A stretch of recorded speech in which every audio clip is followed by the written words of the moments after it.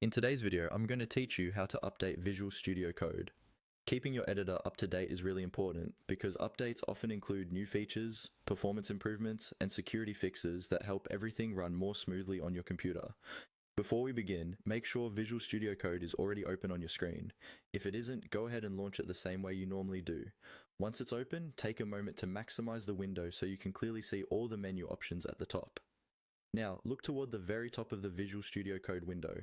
You'll see a menu bar with several words such as File, Edit, Selection, View, and a few others. What we're interested in is the Help menu. Move your mouse to the Help option, which is usually one of the last items on the right side of that top bar. Click on Help and a drop-down menu will appear. This menu includes different options related to documentation, support, and version information. Among these, find the option that says Check for Updates. The exact wording may vary slightly depending on your operating system, but it will clearly refer to checking for updates. Go ahead and click on Check for Updates. Once you do that, Visual Studio Code will start looking online to see if a newer version is available.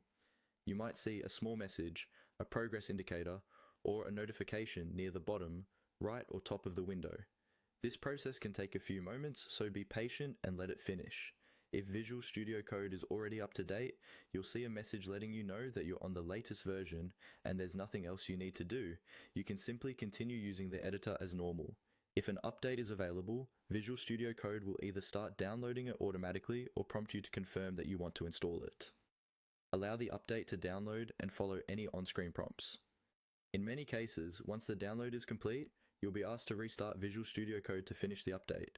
Save any open files so you don't lose your work, then accept the restart.